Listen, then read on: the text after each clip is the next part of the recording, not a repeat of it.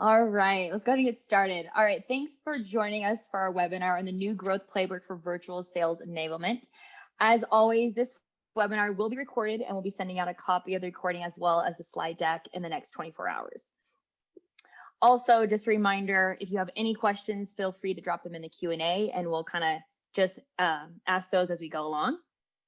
And for those of you joining our webinars for the first time, WorkRamp is a leading enterprise learning platform for educating employees and customers at scale. Our corporate training platform powers learning for top companies like Zoom, Box, Workiva, and Handshake. All right, so today we have Mark Riley, who runs sales enablement over at Handshake with us. Mark, so happy to have you on with us. Would you like to go ahead and give yourself an introduction? Sure. Appreciate that intro, Monica, and appreciate the WorkRamp team for having me on. Super excited to be here today. So a little bit of background on me. I work at, as Monica said, a company called Handshake. If you don't know Handshake, we're a three-sided marketplace helping to connect college students with their university career centers and ultimately help them find internships and jobs. So if you think about that difficult transition you may have made from college to career, we're trying to be that bridge. I started at Handshake in sales, actually. I was like account executive, I think number 7 or 8, back when we were just about 100 employees. And about 6 months into the job, I made the switch to be our first ever sales enablement person. We were scaling pretty rapidly. My boss came to me and said, we need somebody to think about all things enablement. I had to go and Google what sales enablement was at that time. But about a year and a half later, hopefully I have some learnings that I can share with everybody today and some tools that I've learned. I love that.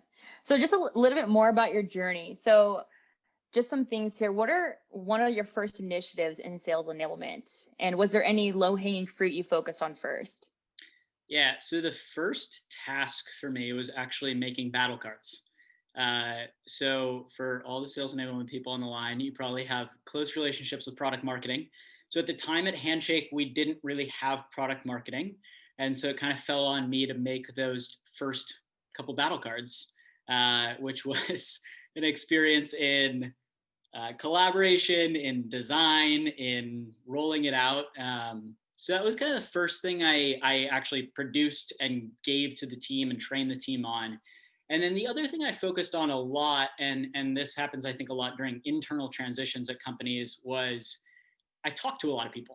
I sat down with probably 20 to 30 people at the company, which at that time was, 20 to 30% of the company.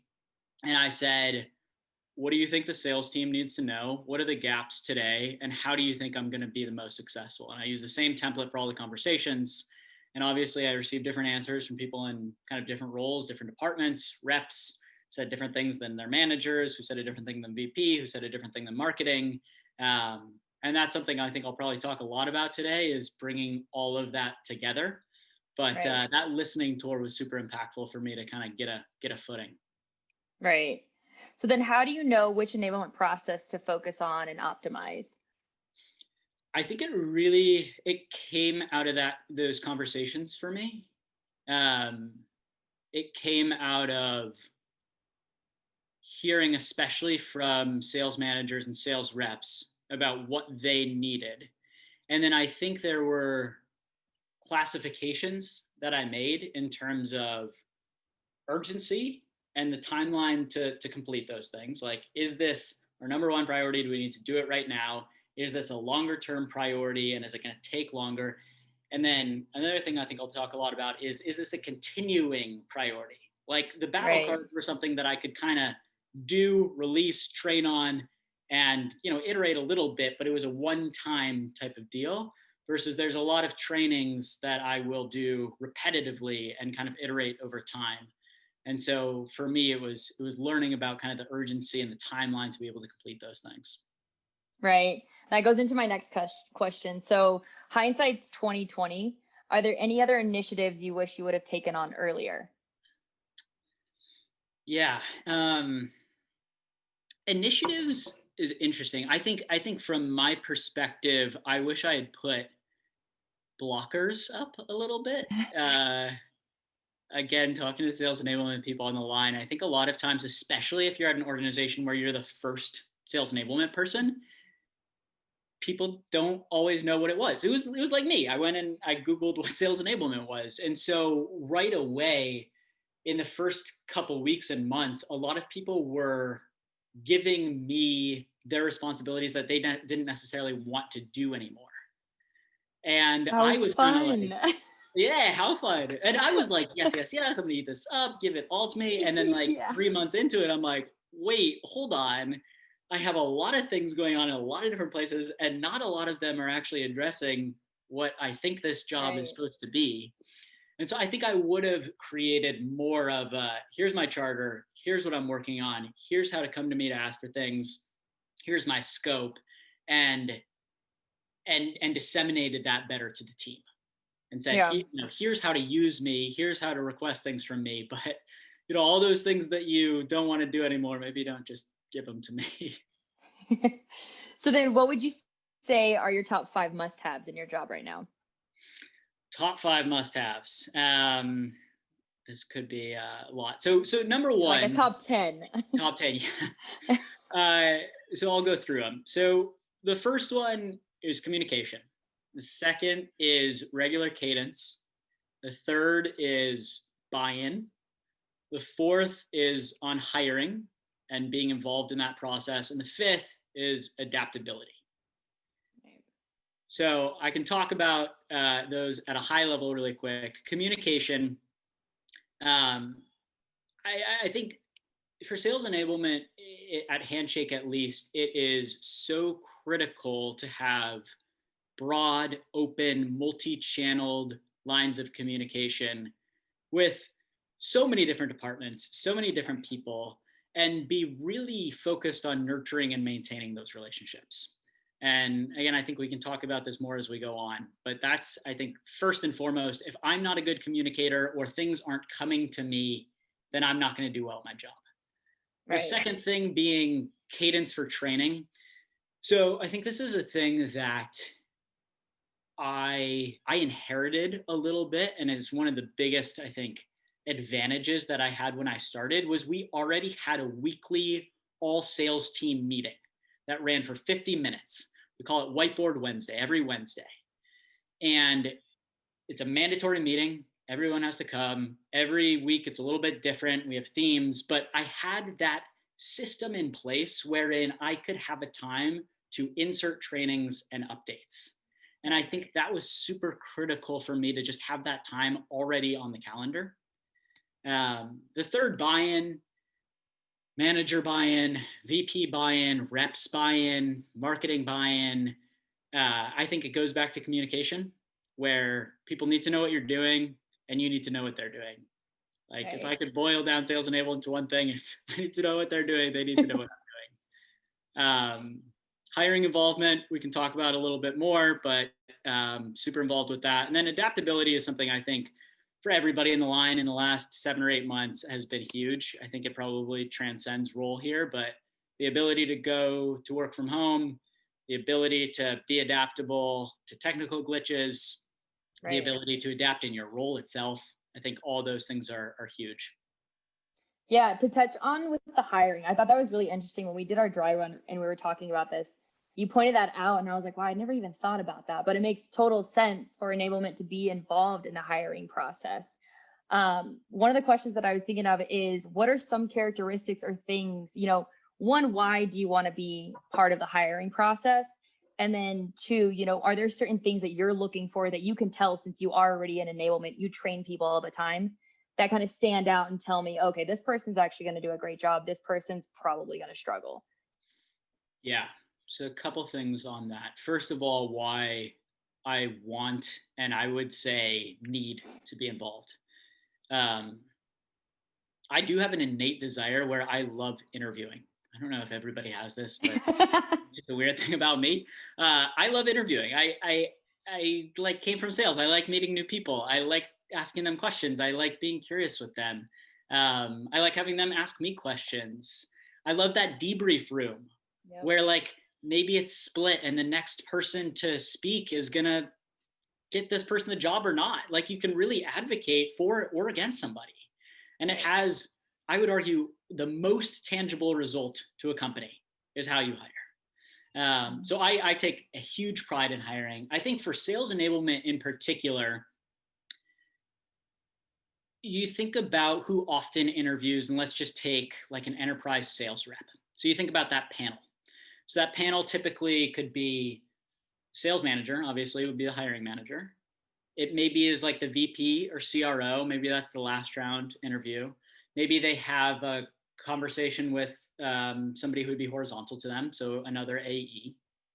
And that's kind of like the template for most companies, give or take. Maybe there's a CSM or AM thrown in here, but that's kind of the template that I see. And that was kind of the template when I came into sales enablement. Now, for me, and I think for sales enablement in general, you look for a very different, not a very different, but a different sort of skill set than I think maybe the hiring manager or even the cross-collaborative peer would look for. And so, yeah, I think for me, it was super important to be in that room, to be able to interview. And Monica, what you and I talked about when we were preparing is, for me, sales enablement starts the second that I walk into an interview room. Right. It doesn't start when they sign their offer letter. It doesn't start on their first day. It starts when I get into that hiring room. Because the best interviews aren't just what that person is really good at and what that person, why we should hire that person, but what that person needs to learn. Right. What the weaknesses are of that person, what you can train for that person. And I think a good interview and a good interviewer points those things out. And I look for those things because I know that day one, when they come on board and I'm tasked with getting them ramped, getting them successful, those are the things that I already know. And I can be very transparent and say, here's what I saw in the interview. Here's the things that I think we're going to work a lot on and the things that I want to focus on. 100%. I like that a lot. So now I want to talk a little bit about your onboarding academy called Handshake University. What would you say are the elements of a great onboarding program, and how have they changed now that you have gone virtual? So in terms of Handshake U, which is our fun name that we call our onboarding program, it fits in line with the university and the colleges. So I think about 5 key things in all onboardings. The first one is company, so company information. Second one is product. Third is skills/industry. Fourth is tools, and fifth is process.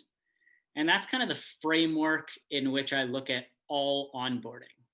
And I think every time I design either a WorkRamp challenge or a WorkRamp path, I think about which of those it fits into, and if it's fitting into multiple, calling that out.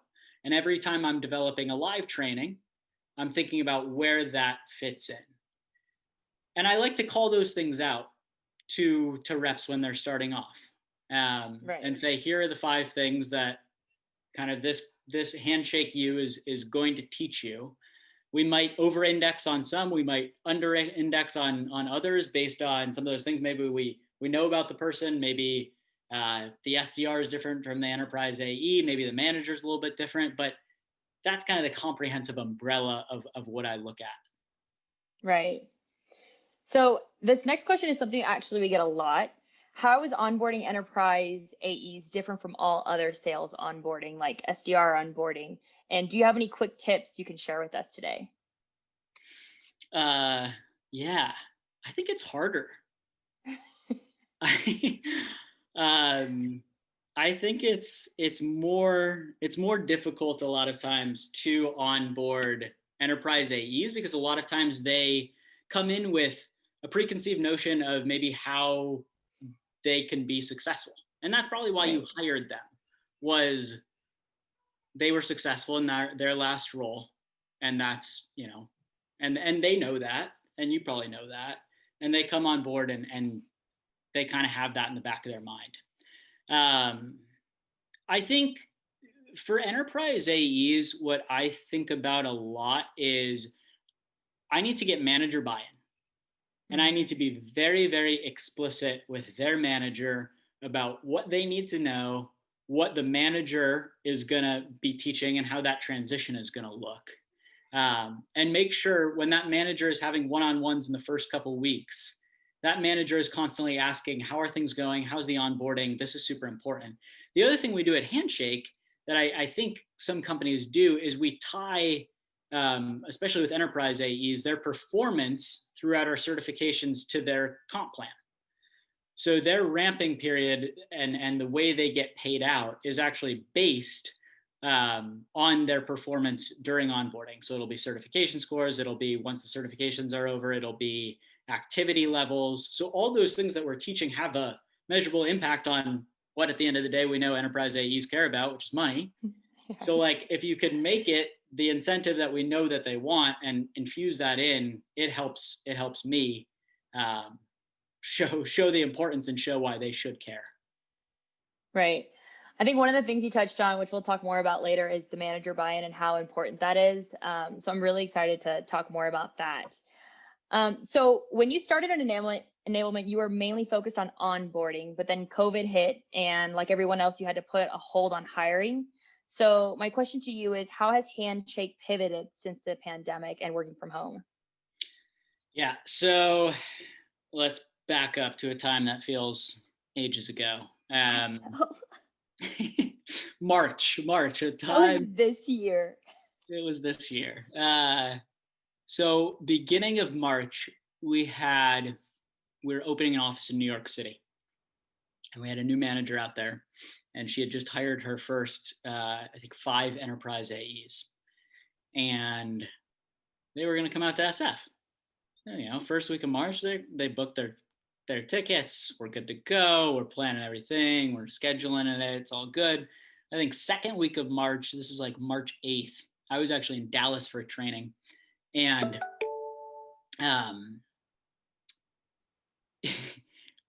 in the span of 1 week, they all canceled their tickets to come out to SF.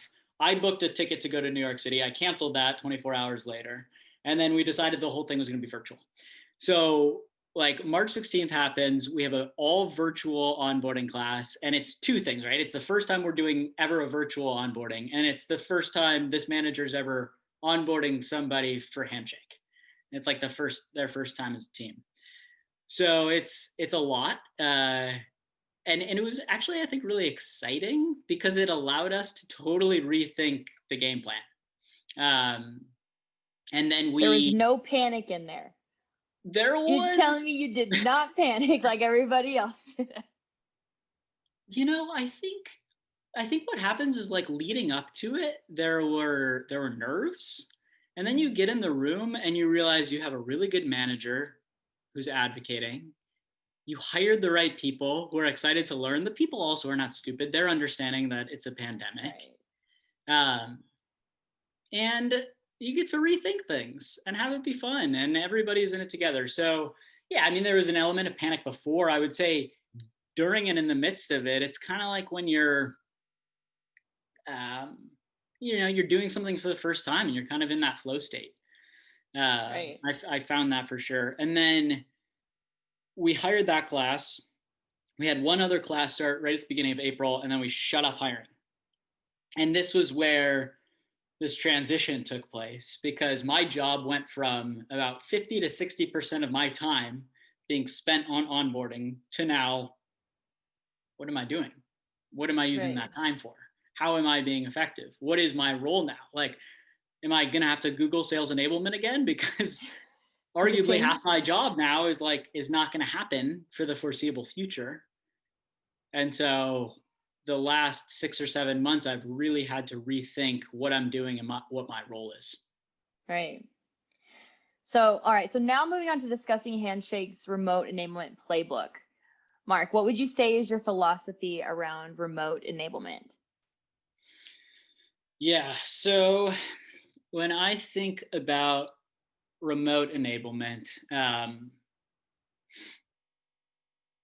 so I think a couple things. I think number one, Monica, as you said, like there's an element where we can panic, and it's because this is all new. And I I focus a lot on like enablement as a humanism, enablement like as a real thing where we're able to connect with people. And I think right now you have to realize that people have a lot going on in their work. Right. And like if we're talking to sellers, like selling has never looked like this, but also outside of work, where the last 7 months have been unprecedented, as everybody says, and a new playing field. And I think you have to respect that and understand that, and in a lot of ways talk to it. Right.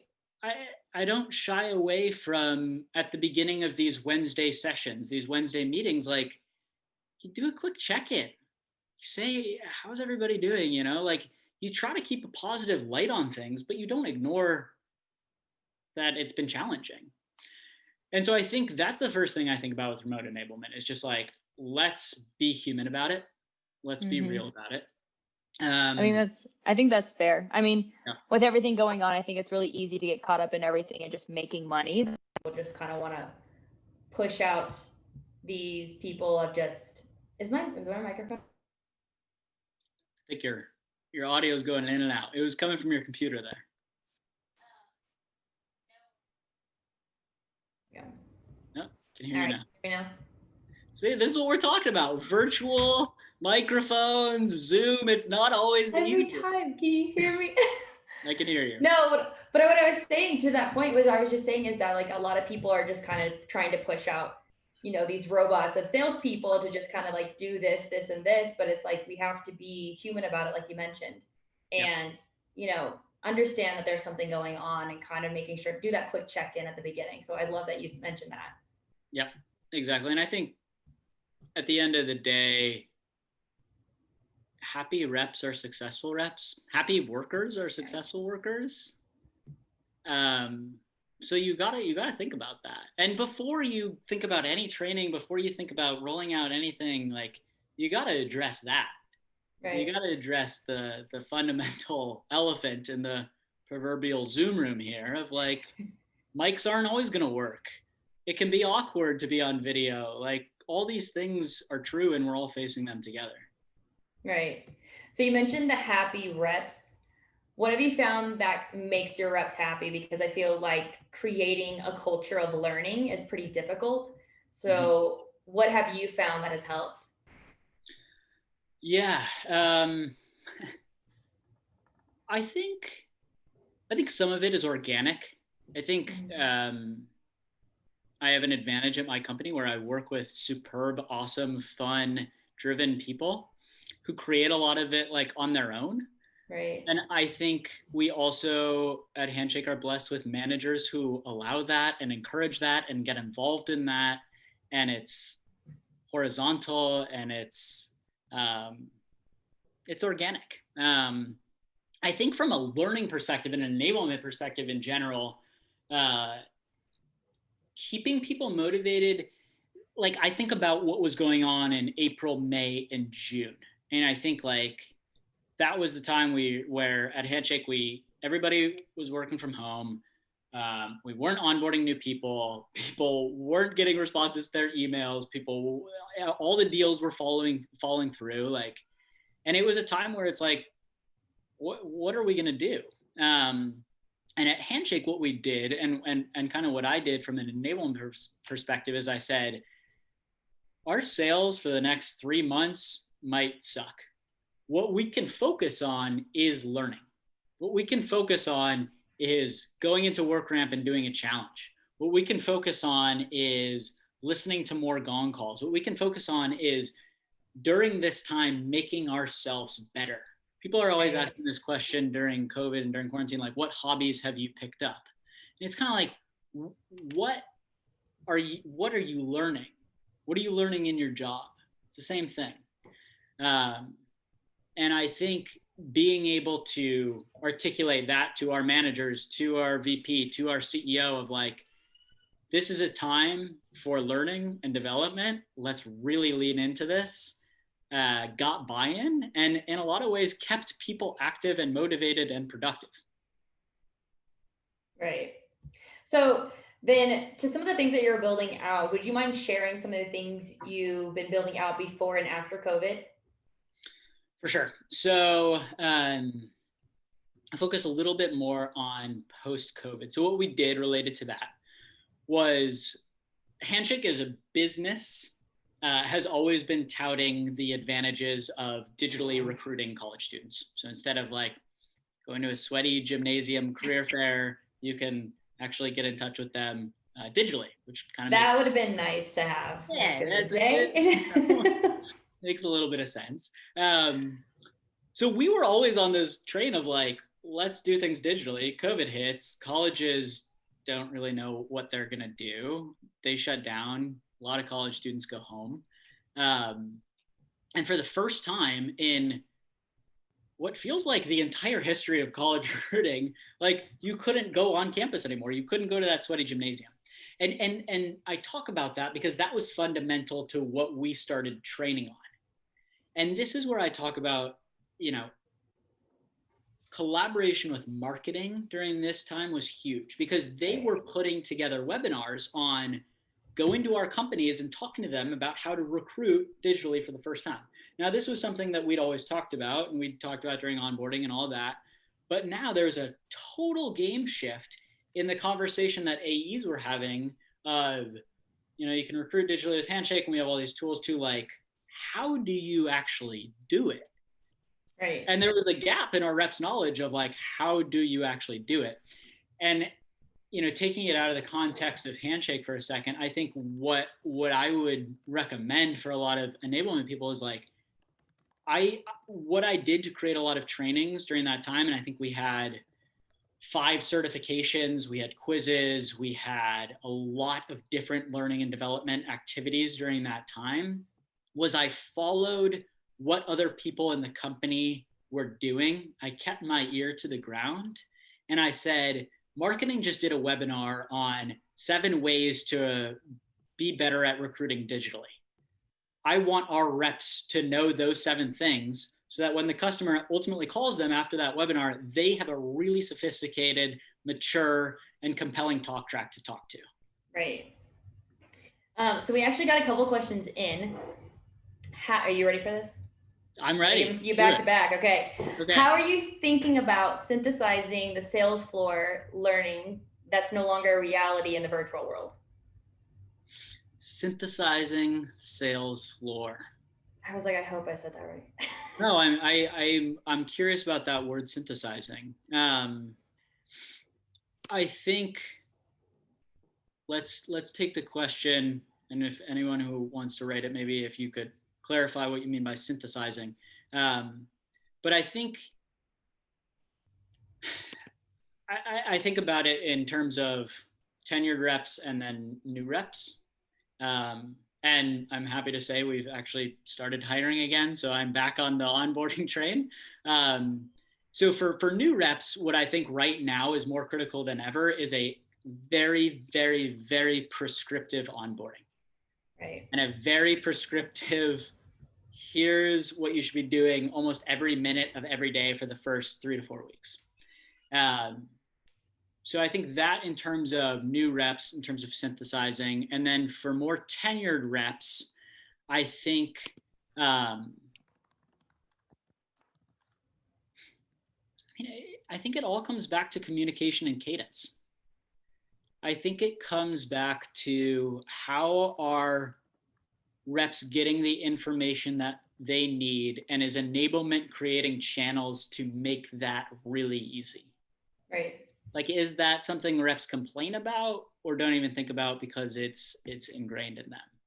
Right. And I think from a rep perspective, in terms of synthesizing the sales flow, like that's what I think about a lot is, are there questions answered before they even have the question almost? Right. Okay, so we got a few more. How are you thinking of motivating the team, games, incentives, etc., when there isn't the hype of your coworkers all around you? I think that's a great question because I feel like a lot of people struggle with that right now. Like, again, especially because I feel like there's been like a lull in all of this. Like, I feel like a lot of companies kind of went really hard at it at the very beginning, doing, breakout rooms, activities, happy hours. And I feel like it's kind of just gone down the tubes just a little bit. Like, how do you kind of revive that? I think it's based on what you want them to be doing and the themes that you're creating. So is the goal more calls? Is it more pipeline? Is it more sales? Is it a combination of those things? If I'm thinking about those things, I think about creating spiffs around those things. I think about creating awards around those things. I think about making those really fun and funny, where like you find a picture of somebody and you announce it and you send them a $25 DoorDash gift card or something. Like those are things people like. And I think you can still do that really easily remotely. And you can infuse it into these meetings quite easily and in my mind, pretty cheaply.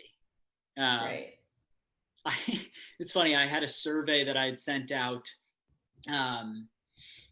And I actually wanted feedback on a training that I did. And one thing that I was struggling with, this was a couple months ago, one thing that I was struggling with was I wasn't getting any response to these surveys. I would do like a Google form and like 2 people would fill it out and it was always the same 2 people. And I literally said, if you fill this out, I'm going to enter you in a drawing for like a $5 gift card. And I had 40 people fill it out.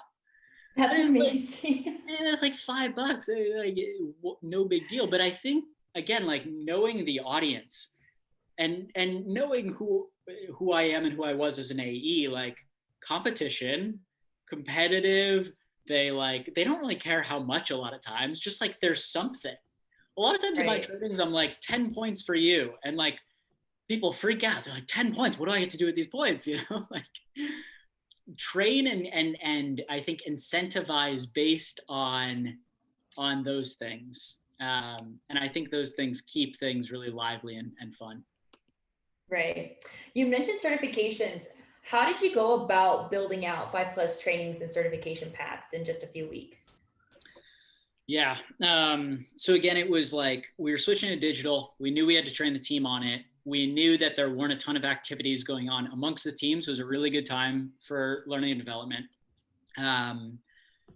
And what we basically did, my philosophy on training is like, if anybody knows what ropes is, like a kind of design training type methodology, I kind of simplify it and I say, here's what and why you're going to learn. And I'm talking to the reps right now. Here's what and why you're going to learn.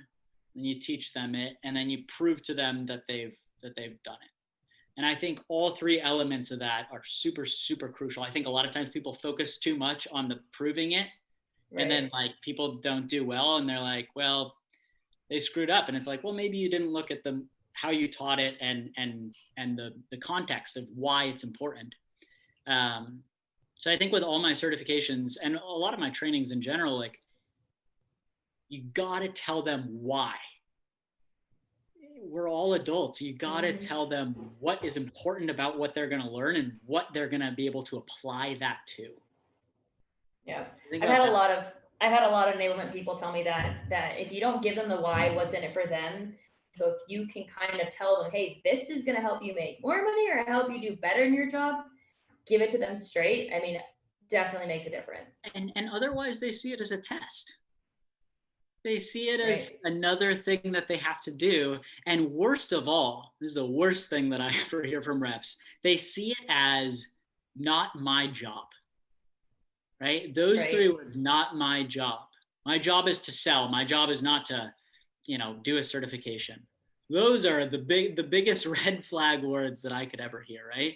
If you preempt that and you say, here's why you're going to be better at your job because of what you're learning. Here's why it's important. Here's why it's going to make you more successful. Here's why it's going to make you more money.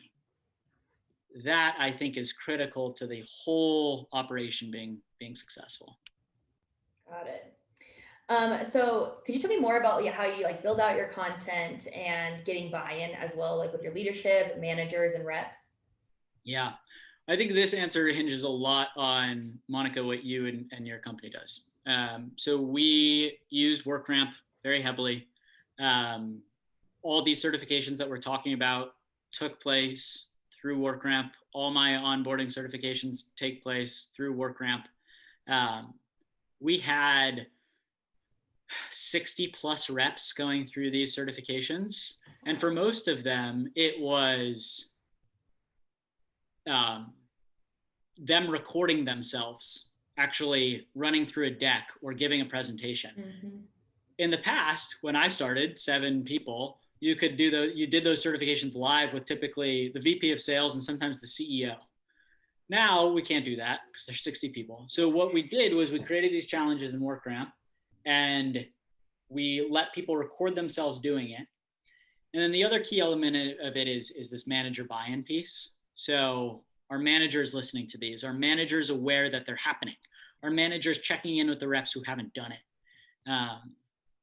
But yeah, in terms of the actual layout of it, all the certifications through WorkRamp, a lot of them were recordings. We had elements of quizzes in them.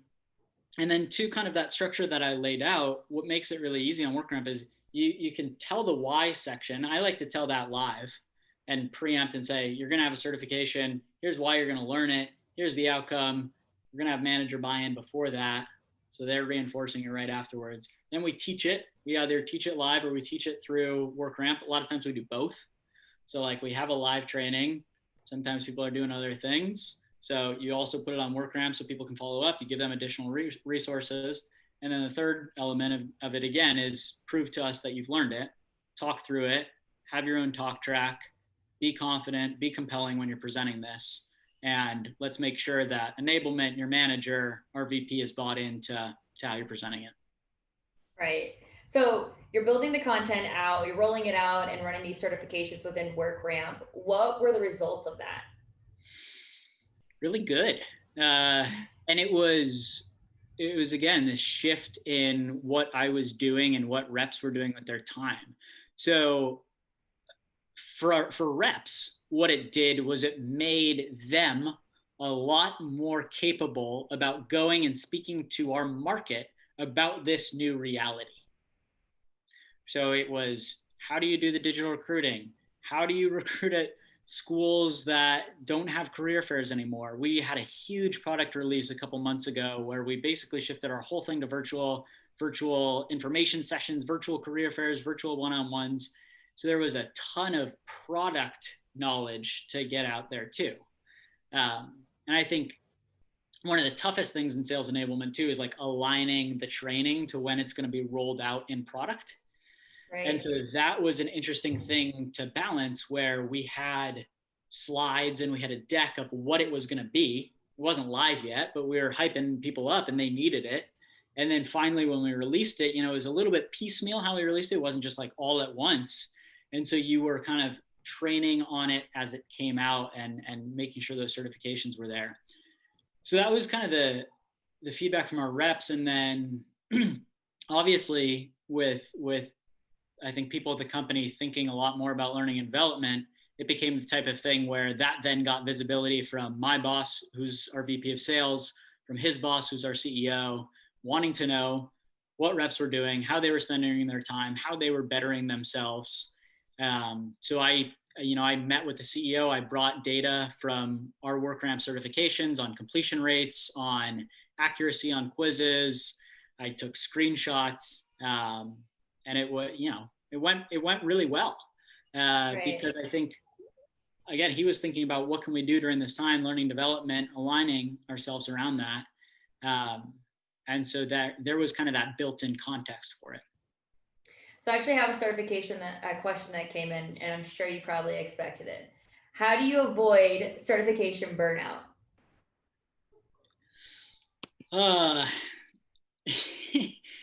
Well, you got to think about the frequency of what you're doing it, right? Right.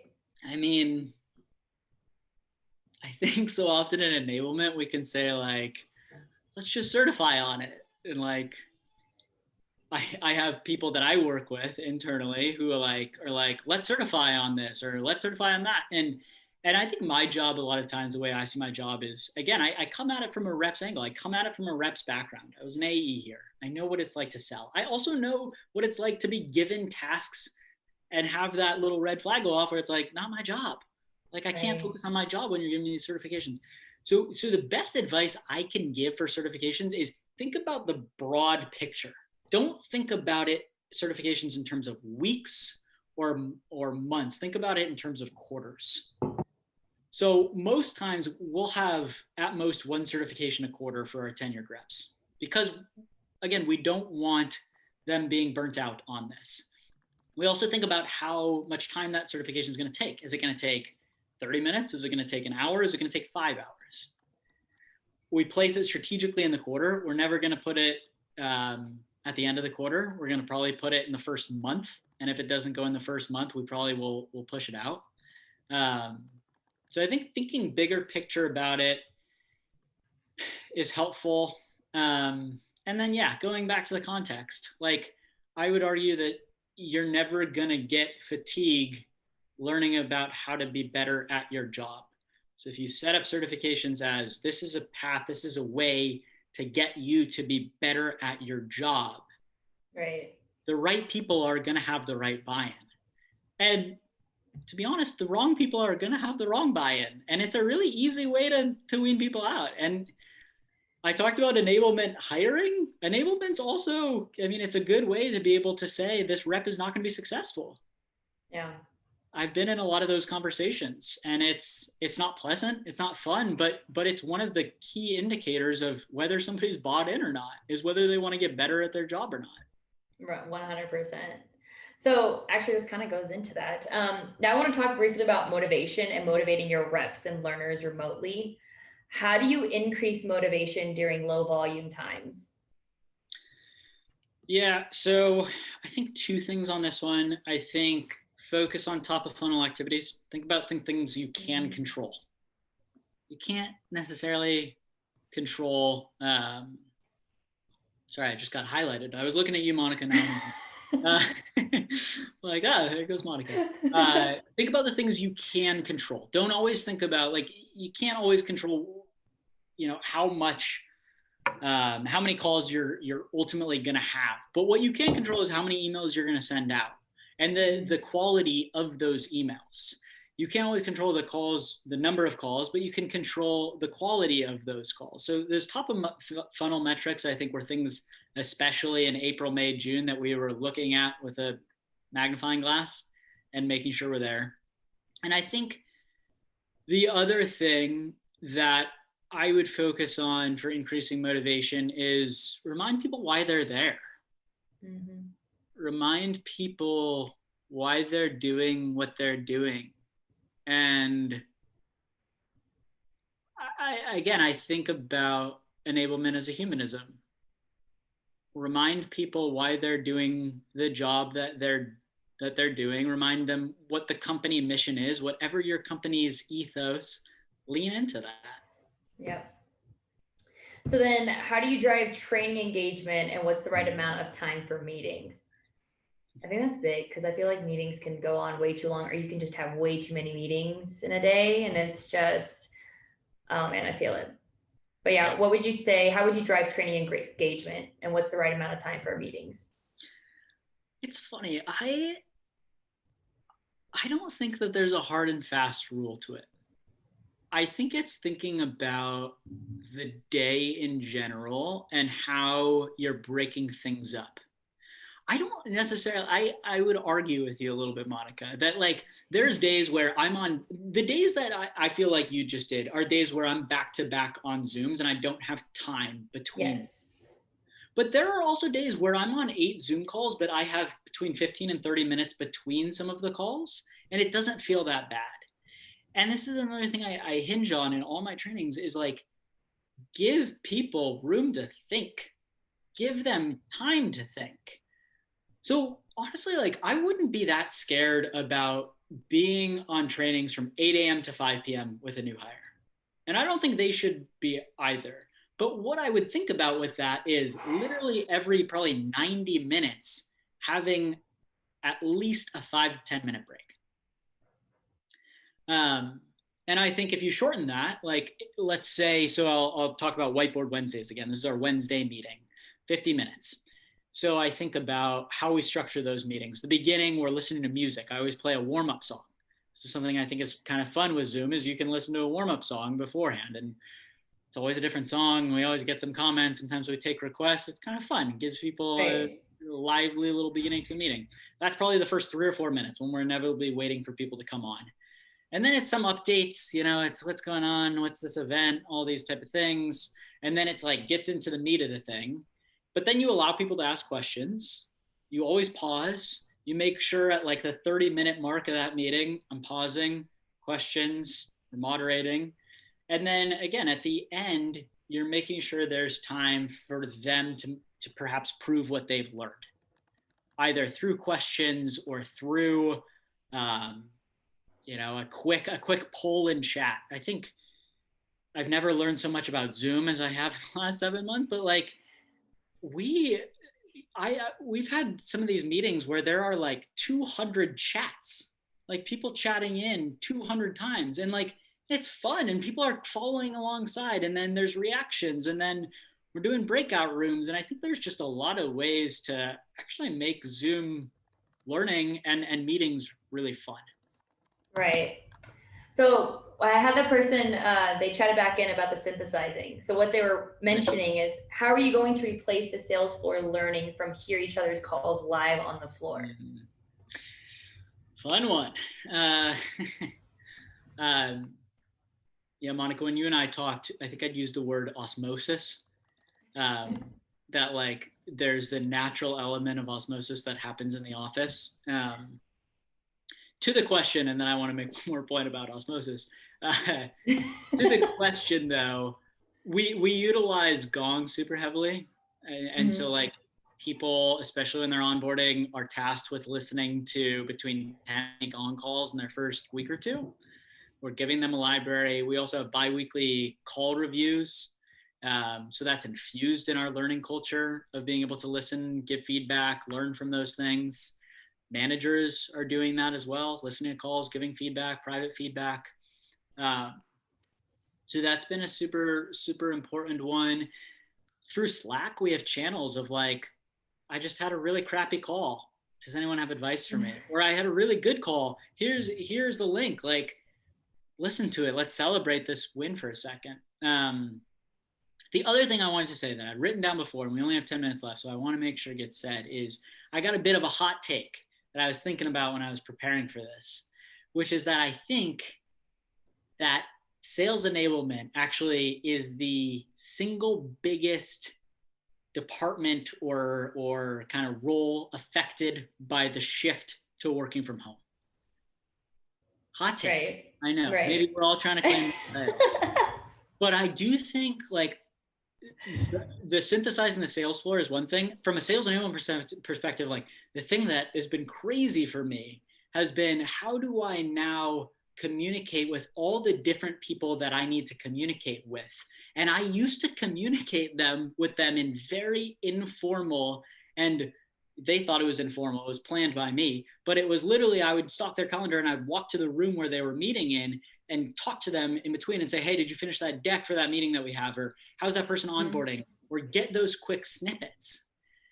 And I would have it anymore. You don't have it. And I think for sales enablement, like I was doing that 20 to 30 times a day.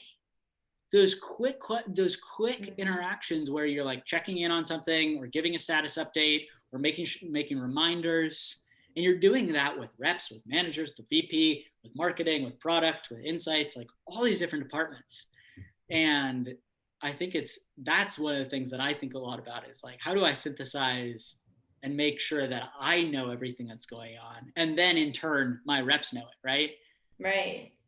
So now I'd like to shift gears a little bit and talk about the nitty gritty and driving metrics. What primary KPIs do you use to measure sales enablement efficiency? So I know you roll up directly to your CEO, so you have even more visibility than some of our other customers. So just wanting to know, what are some of your primary KPIs? Yeah, so I roll up to the VP of sales. I'll make that correction. I lied. It's all good. So I'll talk pretty openly about this because I think it's important to be transparent about this. So the way I'm actually measured and paid on is a direct result of the net new money that we're bringing in. So I'm variable comp, like I was when I was an AE, and paid out on the amount of net new revenue that our team is being brought in. That was not always the case for my role. When I first started Enablement, I was getting paid out on certification scores, and I think it was time to first deal. Mm-hmm. I love that I'm now getting a slice of the pie. And I think it's actually crucial to my whole philosophy in Enablement is in Enablement, it's so easy to get pigeonholed into like, you're the onboarding guy, or you're the person doing that one meeting, or whatever it might be. The idea that my paycheck is a direct result of how our entire team is doing and how our entire team is enabled is huge for me. So that's my number one KPI is revenue. And it's just like sales managers, and it's just like our VP of sales. And besides that, I mean, in terms of onboarding, I do still look at the leading indicators. I look at certification scores. I look at activity, number of emails. I also focus a lot on quality. So a lot of call reviews with the people when they're onboarding. But no, at the end of the day, I think Enablement, if you're reporting to sales and, you know, you're thinking about Enablement holistically, net new revenue is kind of the key factor. Nice. All right. So let's see. One of the other questions I had is, how do you shine in front of your CEO or even VP of sales, even though there's a lot going on around us at the moment? I think it's all about buy-in again. And it's about having that buy-in up front. And again, making sure that they see Enablement as critical to this holistic process. For the CEO in particular, the way I structured our conversation with him a couple months ago, when I was presenting on all the certifications and the WorkRamp activity, was I looked in Gong, and I searched for a word that reps had been saying, and the word was digital. And in February of 2020, that word was coming up in 21% of our calls. 2 months later, the word digital, so in April, was coming up on 86% of our calls. And that was how I started my presentation with our CEO. I said, here's what our people are talking about, and here's what our prospects and our customers are talking about. 86% of the time. And here's how it shifted from 2 months. So again, that context, why this is important. It's the same kind of context, train, and then have them prove. But that context was super big, and I could actually give quantitative results to it. And then I talked a lot about what the participation was on our certifications, how much participation we got. For the most part, we got between 90 and 100% participation on all of them. That was due to manager buy-in. And what the scores ultimately were, both from quizzes, which were objective, and then from recorded certifications, which we developed a rubric for. And then I finished it by, what else can we be doing? And what else do I need from you, whether it's the VP of sales or the CEO, and that reinforcement. But yeah, I think that context in the beginning was super critical to then saying like why we did the thing that we did. Right. I have a question coming in with the Q&A that I really want to ask you, because I think this is something that a lot of enablement people can probably relate to. How do you keep the senior reps engaged when they can believe, when they can believe some of the trainings are for newer teammates or less experienced teammates? Incentivize it, yeah, and or get managers involved. Mm-hmm. And I kind of think it's the old carrot or the stick analogy. Like incentivize, do the carrot, but also have the stick, where it's like, make sure with these certifications, the way we did it was we introduced it and trained on it in the same session. And then reps typically had between a week and 10 days, depending on the amount of time we expected them to take with it. Every day during those 10 days, I would give a report to each of the managers about who completed it. I just say 2 out of the 6 of your reps, Monica, have completed the certification. Here's the ones who haven't, every day. And, they got tired of me slacking them, and they got tired of slacking them reps about completing this thing. So yeah, I mean, I think especially for the more tenured, like, there are things that I can do to incentivize people. There are things that, I kind of like to be the fun guy. I don't like to necessarily have the stick, but I like to be in the background and make sure that I'm enabling the people who can, tell that person and get that person back on track. Right. Okay. So then for the final Q&A question that we do have, this is one that I don't think I've ever heard before. Have you done any additional enablement training courses or certs to up level yourself? Yeah. So in March, I took a training and design 1-week program. That was super, super impactful. It was like, I felt like the way I described it was, before that class, I felt like a doctor who hadn't gone to med school. And then I got trained on like all the actual theoretical level things on enablement. And it felt like I went to med school in a week. I think I still try to keep pretty close to enablement communities and the happenings going on in general. WorkRamp provides a great community of enablement folks that I look at every day. I lean on people like you, Monica. Like, you have a lot of conversations with enablement people. You and I talk a lot. Like, you tell me things that you're hearing, and those things are super valuable. And I think about that with a lot of my vendors. Like, they want to make me happy. What can be helpful? Like, tell me what the most successful people are doing on WorkRamp. And right? Like, you see it. So I think leaning on vendors and then that class was helpful. Awesome. All right. Well, it looks like we are just about out of time. Mark, thank you so much for chatting with us. This has been a real pleasure. And thank you to everyone who joined us as well. We hope that you took away a lot of great information from our chat today with Mark Riley at Handshake. Also, just as a reminder, we will be sending out the recording and presentation in the next 24 hours. So be on the lookout for that. And that's it. I hope you all have a great rest of your day, and we'll see you next time. Thank you all. Bye-bye.